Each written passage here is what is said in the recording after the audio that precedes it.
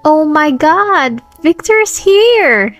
Panayang-tilian ng mga kababaihan habang papalabas siya ng magara niyang sasakyan. Naglakad siya patungo sa entrada ng disco bar. Madilim, mausok, at makabasag eardrum sa loob ng disco. Pero kuhang-kuha pa rin niya ang atensyon ng mga tao. Lalong-lalo na ng mga kababaihan. Panayang pa-cute ng mga ito, makuha lang ang kanyang atensyon. Nahagip ng tingin ni Victor ang isang babaeng nakasuot ng simpleng shirt at faded jeans. Sa kabila ng kasimplihan, ay angat na angat pa rin ang kagandahan nito at baliwala rito ang kanyang presensya.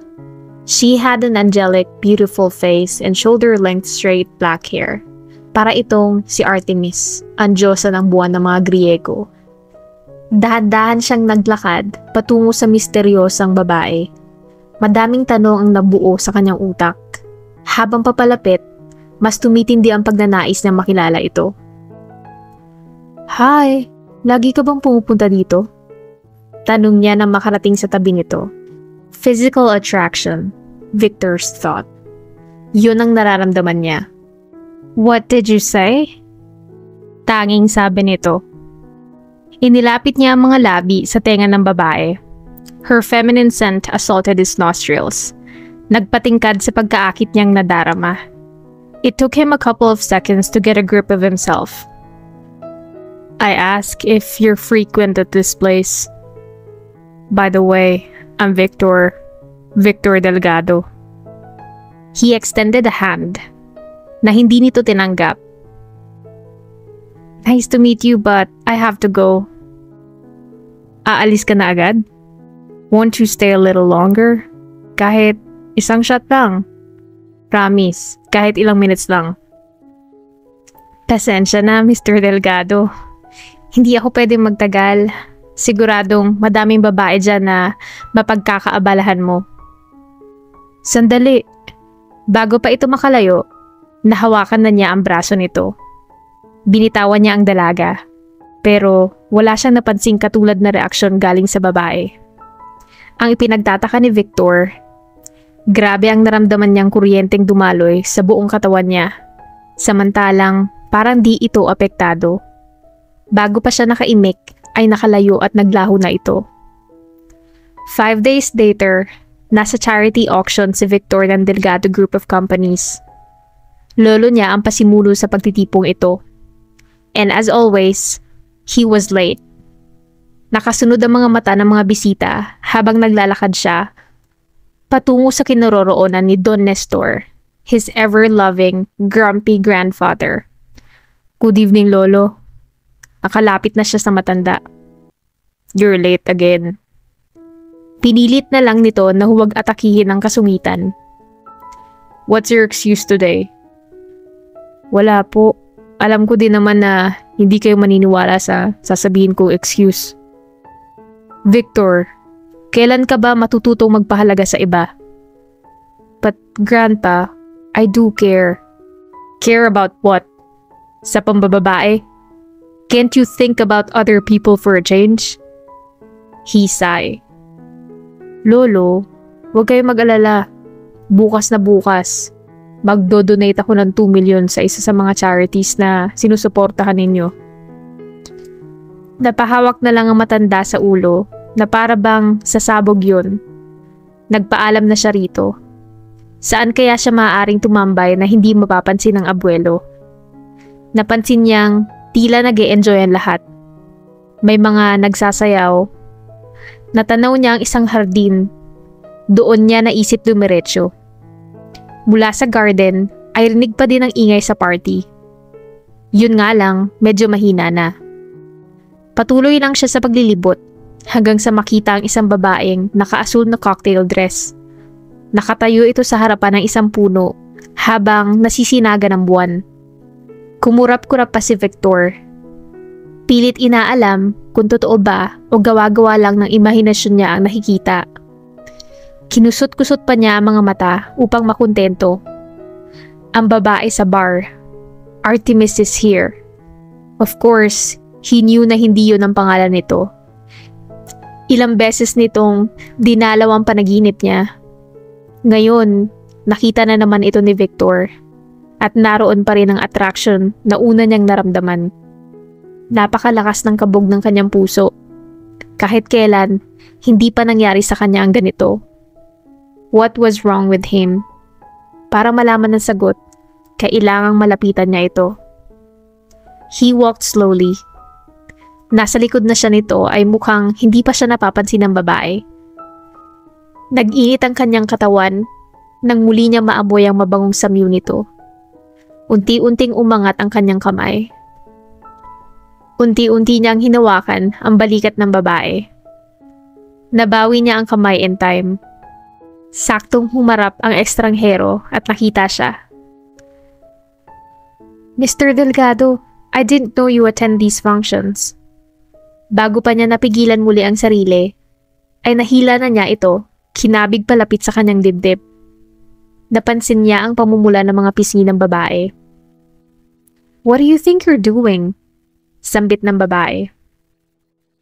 What I should have done nung una tayong magkita. Believe me, higit pa dito ang gusto kong gawin nun. His voice was low and husky. Umismid ang babae. Let go of me, Mr. Delgado. Pwede bang Victor na lang ang itawag mo sa akin? Fine, Victor. May pakiramdam akong yan ang laging dialogue mo sa mga prospect mong babae. Pero hindi ako tatablan yan. Let me go. I know you're different and I like it. Sigurado akong maya-maya ay mababago rin ang pananaw mo tungkol sa akin. Pilit itong kumawala sa kanya at nagtagumpay ito. Tinalikuran siya ng babae at naglakad ng pabalik sa party. Kaagad siyang bumuntot dito. Hindi niya namalayang palapit na pala siya sa kanyang lolo Nestor. Nakuha na nila ang atensyon ng matanda. No, ang babaeng nakakuha ng atensyon nito. Janine! Sinalubong nito ang babae at binigyan ng isang magaang na yakap. Parang isang apo na kinatutuwaan. Mabuti naman pinagbigyan mo ang imbitasyon ko. I'm so glad to see you. Ako din po. Masaya akong nakita kayo, Don Nestor. Ilang beses ko bang sasabihin sa'yo na huwag mo na akong tawaging Don Nestor? Putol ng matanda. Wait. Sabat ni Victor sa usapan. Naguguluhan siya. How did his grandfather meet this lady? Who was this Janine? Will somebody enlighten me? Let's go somewhere private. Sumunod kayo sa akin. Utos ng abuelo.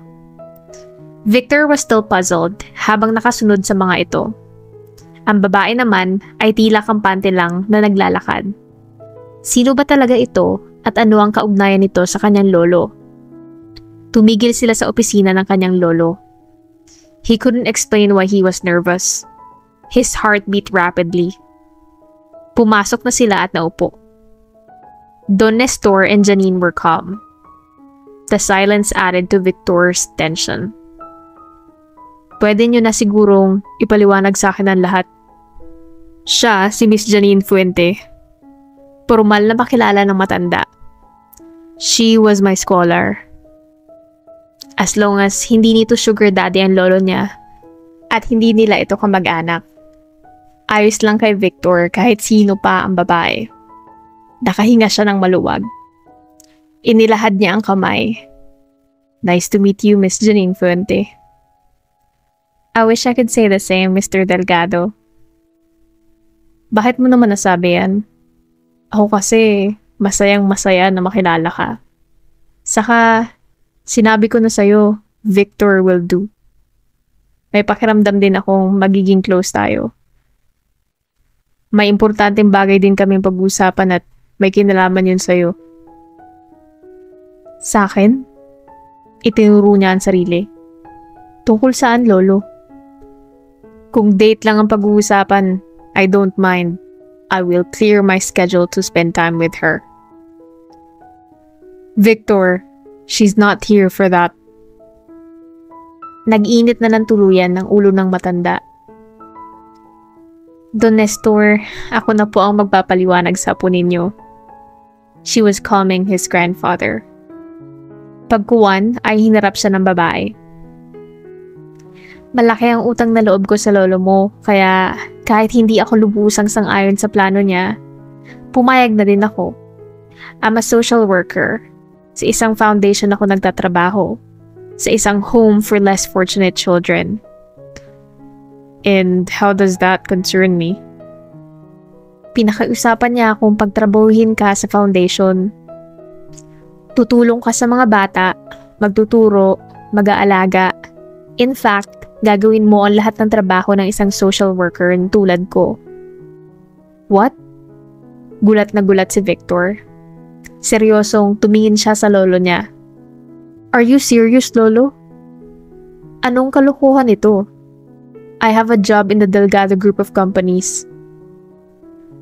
Isa yun sa mga kondisyon ko bago mo tuluyang makuha ang pamamahala sa kumpanya ko, iho. 5 buwan ka magtatrabaho sa foundation. Kung hindi, pasensyahan na lang tayo. You can work in my company all your life pero hindi ka magiging CEO at president kahit na kailan. I will make sure of that. What is going on? Napahawak siya sa sariling buhok at tumingin sa 2 taong biglang naging kontrabida sa buhay niya. Why are you doing this? Bakit? I'll never understand this. Exactly. I'm doing this because I want you to learn something. I know a lot of things. Bika ni Victor. You're a materialistic and vain. Sarili mo lang ang iniisip mo at baliwala sa'yo pag nasasaktan ng iba. Pumagitna ng babae sa away nila maglolo. Tama na po Don Nestor. Huwag na po kayong magalit. Ako na po ang bahala sa kanya. Bahala sa akin? Sarcastic na sabi nito. Tiningnan siya ni Janine ng masama. Walang sabi-sabing hinawakan nito ang kanyang braso at buong lakas na hinatak siya papalabas ng opisina ng matanda. Tuloy-tuloy lang sila sa paglalakad hanggang makapunta sa isang tahimik na sulok. Saka siya binitawan nito. Hindi mo man lang ba mapagbibigyan ng kagustuhan ng lolo mo? I'm beginning to believe that you're the selfish, spoiled brat he thinks you are. Parang kutsilyo sa talim ang titig nito. Your grandfather is right. Mahirap nga ang iwan sa'yo ang pamumuno ng kumpanya niya. You don't know anything, so you shut up. Let's see. I have first-hand experience of you as a playboy. You never seem serious about your life. You play more than you work. May nakalimutan pa ba ako? Hindi mo naman siguro masisisi ang lolo mo na hindi ka pagkatiwalaan.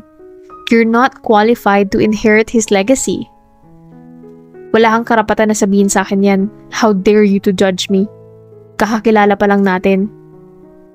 E di, patunayan mo na mali ako. Patunayan mo din sa lolo mo na karapat dapat ka bilang isang Delgado. Hamon nito. Fine. If you want me to work as a volunteer in that foundation, sige. Great!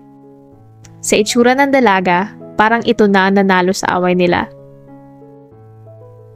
Bukas na bukas, pag-uumpisa na ang 5 buwang social work mo. See you tomorrow, Mr. Victor Delgado. Bawal ang late ah.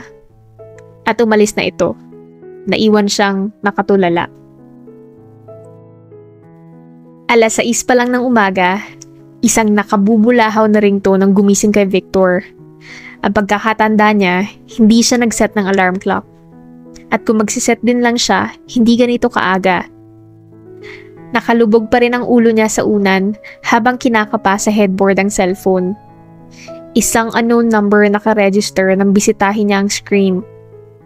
Ilang beses pang nag-ring yun kaya napilitan na siyang sagutin. Who the hell is this? Mr. Victor Delgado, may nakakalimutan ka ba? Diba dapat nasa daan ka na papunta dito sa foundation? Si Janine. Shit, magiging volunteer nga pala siya. And should he refuse to complete the task, his grandfather would disinherit him. He snapped and lied. Paano ko naman makakalimutan? Kaya nga, on the way na ako. Hindi mo na dapat ako paalalahanan pa. You're not my secretary or maybe you just wanna hear my voice. Sa totoo lang, hindi ko talaga gustong madinig ang boses mo. At kung pwede lang, wag na kitang makita pa. Kaso, may isang salita ako. Wala akong balak na baliin ang pangako ko sa lolo mo. And I know you're still in bed. Yun lang at tinapos na nito ang tawag. Inis na napabangon si Victor. Ngayon lang siya nabwisit ng ganito sa isang babae. Plano niyang baguhin ang impresyon ni Janine sa kanya mula ngayon. Para kung sakasakaling magre-report ang babae sa lolo niya, maganda ang sasabihin nito. Tumuloy na siya sa banyo at naligo. Nagbihis siya ng isang dark polo shirt and cream pants pagkatapos. Sa Antipolo ang punta niya, kaya siguradong may katagalan ng biyahe niya. And as expected, na-traffic siya sa EDSA pa lang. Siguradong abot na ang sermon ng dalaga sa kanya pagdating niya. Habang nakatigil, may namataan siyang flower shop. He had an idea. Women love flowers. Kung bibigyan niya si Janine, siguradong hindi na siya papagalitan nito. Dagdag good image din sa kanya. Bumaba siya, bumili ng 1 dosenang lilies. Naghimala yata ang Diyos. Pagkatapos niyang bumili, biglang lumuwag ang daan. Tuloy-tuloy ang biyahe. Pagkaraan ng ilang minuto, nakarating na rin siya sa kanyang destinasyon, Santa Elena Children's Home. Hindi niya maintindihan ang sarili sa matinding kabang nararamdaman. Nasa entrada na siya. Hawak ng 1 dosenang bulaklak. Many children were running around, playing. Nakita niya agad ang kontrabida. Si Janine. Ang babaeng problema niya nitong huli. She was a few yards away from him. Malayong malayo ang itsura nito sa malamig na babaeng nakilala niya. Habang nakikipaglaro ito sa mga bata, malinaw ang pagkakaiba. He couldn't help smiling. Ang makita itong masaya at nakangiti ay nakakahawa. Pakiramdam niya tuloy ay gumaan ang loob niya. He shook his head. Huminga siya ng malalim at nagpa-cool. Naglakad na palapit dito. Namataan siya ng babae. The smile on her face vanished. Sinarubong na siya nito, and it was not a warm welcome. Akalain mo, may balak ka pa palang pumunta? Imbis na patulan ng mapang-inis nitong tingin, dinaan ni Victor sa biro ang pakikipag-usap. Sino naman ang nabigay sa'yo ng idea na hindi ako pupunta? Ibinigay niya ang hawak na bulaklak.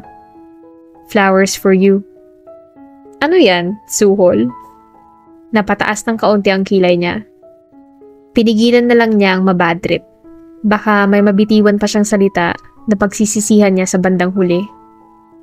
Konting tiis lang, Victor, anito sa sarili. I have no hidden agenda.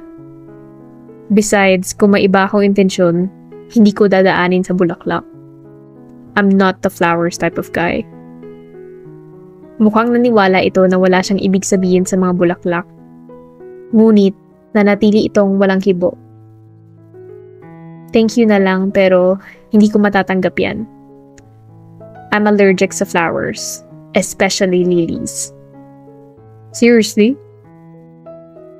Don't tell me you require medical proof para lang maniwala ka.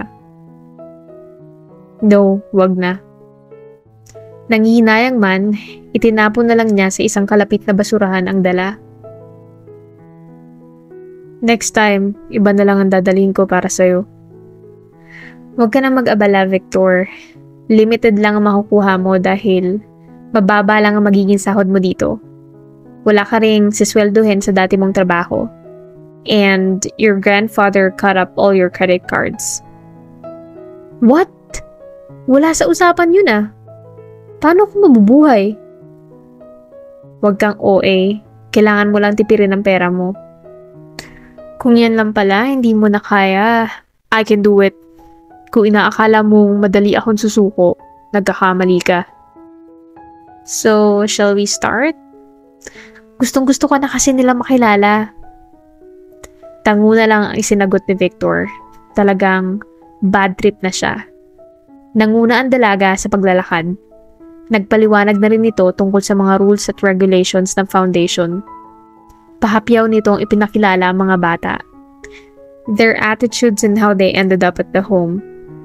Sunod nilang pinuntahan ang kusina. Tatlong maedad na mga babae nakita niya. May suot na apron at hairnet ang mga ito. Nanay Teresa, Nay Minda, Nanay Luz. Tawag ni Janine sa atensyon ng mga ito. Tumigil ang tatlo sa ginagawa at humarap sa kanila. Maaliwalas naman ang mga mukha ng mga ito. Tila masayang makita siya. Mabilis pa sa 4:00, lumapit ang tatlo sa kanila. Aba, sino tong gwapong to, Janine? Usisa ni Nanay Teresa. Dapat magluto tayo ng pansit. Sumunod si Nanay Luz. Sa wakas, nagkanobyo ka na. Saad ng huling may edad na babae. Pinigilan ni Victor matawa sa kakulitan ng tatlo. Panay pa rin ang tanong ng mga ito kay Janine kung magnobyo ba sila ng dalaga. Sigurado, nagbablush na si Janine. Pribilehiyo yata na mapagkamalang girlfriend niya. But when he glanced back at her, Janine wasn't blushing. Normal lang itong nakipag-usap at parang deadma lang ang mga statements ng tatlong matatandang babae. Hindi ko po siya boyfriend. Siya ang bago mga kasama natin dito na mag-aalaga sa mga bata. Siya si Victor Delgado. Victor Delgado? Nag-iisip ang mga ito na waring nadinig na ang kanyang pangalan. After that, si Nanay Minda na ang nakaalala kung sino siya. Alam ko na. Ikaw yung boyfriend ni Judy San Martin, di ba? Yung singer, di ba? Ex-boyfriend po. Paliwanag niya. Masaya po ako makilala kayo. He flashed a smile and all the older ladies seemed enchanted by it. Grabe, kasing tigas yata ng bato ang damdamin ni Janine. At tila di man lang ito apektado. Di wala man lang epekto rito ang pagpapacharming niya. Matapos ang maikling pagpapakilala, nagpaalam na ito sa tatlo at inaya na siyang lumabas ng kusina. Hindi niya alam kung saan sila susunod na pupunta. Wala kasi itong imik. As they walked, may mga segundong napapatingin siya rito ng palihim. Paano niya kaya mapapalambot ang isang Janine Fuente? Nasa gitna siya ng pag-iisip ng paraan para mapaamo ito nang tumigil ito sa isang kwarto. Holy cow! Pagkabukas na pagkabukas, sandamakmak ng mga batang nagkukulitan at nagbabatuhan ng mga papel ang tumambad sa kanila. Lahat ng mga batang to aalagaan ko. Habang naglalakad sila papasok, pakiramdam ni Victor ay nasa isang war zone siya. Shit, how will I handle these brats? Parehas na silang nakatayo sa harapan ng mga bata. Saka lang sila napansin ng mga ito. Parang mga robot na biglang tigil sa ginagawa ang mga ito. Natigil ang kaguluhan. Nakatitig ang mga ito kay Janine. Naging behave ang mga bata. Maayos na nagsiupo. Kulang na lang, pumalakpak siya sa husay ni Janine. With just one stare, she could make the kids quiet. Magandang araw mga bata. Magandang araw din po, Ate Janine. Bati ng mga ito. May bago tayong makakasama dito. Siya si Kuya Victor. Siya ang magtuturo sa inyong magbasa at magsulat. Sinenyasan siya nitong magpakilala. Natigilan siyang saglit bago yun nagawa. Hello kids! I'll be the one to teach you how to read and write. Walang reaksyon. Napakatahimik ng lugar na waring walang narinig ang mga ito. May nasabi ba siyang mali? Ayaw ba ng mga ito kay Victor? Well, he didn't care. Ang mahalaga sa kanya ay matapos ang 5 buwan na walang kahirap-hirap. Bumulong ang dalaga sa kanya. Magtagalog ka para maintindihan ka nila. Right. Ginawa rin niyang friendly ang boses at sinunod ang advice nito. Tama si Ate Janine niyo. Ako ang bago magtuturo sa inyo. Yay! At nagtakbuhan ang ilang bata palapit sa kanya. Panay ang pangungulit at pagtatanong. Hindi niya alam kung sino ang unahin sa mga ito. Mayroon pang tila nananadya at nagpapasama sa banyo. Great. Napatingin siya kay Janine. Please help me. Hindi ko sila kayang patahimikin. I'm sure kaya mo yan. Nga pala, may gagawin pa ako kaya maiwan na kita. No, wait. Pero tuluyan na itong umalis. He would find a way to make her suffer too. Kung inaakala niyang matatalo siya, nagkakamali ito.